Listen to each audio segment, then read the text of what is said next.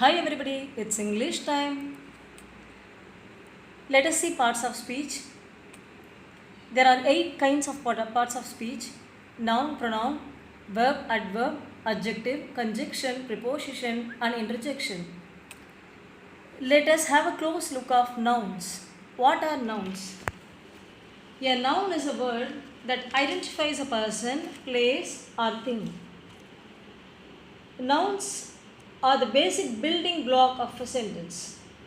The benefit of learning noun is the more nouns you know in a language, the better you will be able to communicate your ideas. Here we'll take a closer look at what makes a noun, and I'll provide you more examples on how nouns are used. As I said you already, noun is a word that names a person, place, thing, or idea. There are 5 important nouns: proper noun, common noun, collective noun, abstract noun, and concrete noun. Let us see what is proper noun. A proper noun is a noun that designates a particular being or thing, does not make a limiting modifiers, and is usually capitalized in English. So a proper noun that names a specific person, place, thing, or idea. Here is an example for proper noun. William Shakespeare was a playwright. Proper noun that is a name of a specific person. I'll be visiting New York next month. Here we are mentioning New York particularly. Specific place has been mentioned here, so this is proper noun. Let us see what is common noun. Common noun is a name of any person, thing, or idea, and they are not capitalized unless they come at the beginning of a sentence. Whereas the proper nouns are the names of a specific people, place, things, or ideas. So common nouns are non-specific names, whereas proper nouns are specific names.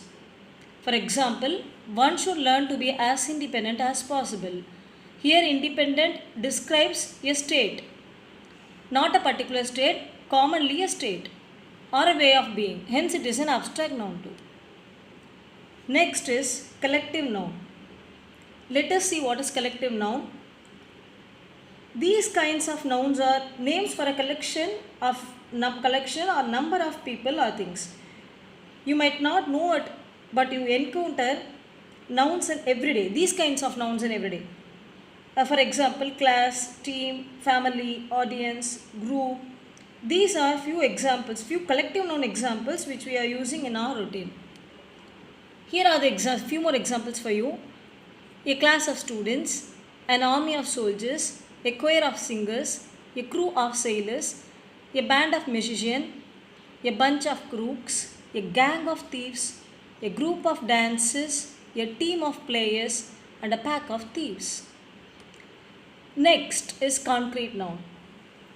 Concrete noun is a noun which denoting a material object rather than an abstract quality, state, or action. For example, the building, tree, which can be identified through one of the 5 senses of us, like taste, touch, sight, hearing, or smell. You can touch it, hear it, see it, and maybe even smell it or taste it. Next is an abstract noun. Abstract nouns are the nouns which cannot be perceived using one of the 5 senses. I told you already the example and explanation of a concrete noun. These kind of nouns can be understand or sensed through all 5 senses, but an abstract noun cannot be perceived of all 5 senses. For example, this is an abstract because it cannot be seen, heard, tasted, touched, or smelled. Here are an example of an abstract noun. She screamed with great delight. Here delight is an abstract noun as it tells about the state of a person's mind or any actual physical thing which we cannot see it, which we cannot touch it. Nouns are very important. As I said you already, let's continue studying about the fundamental element of English grammar. Thank you for watching.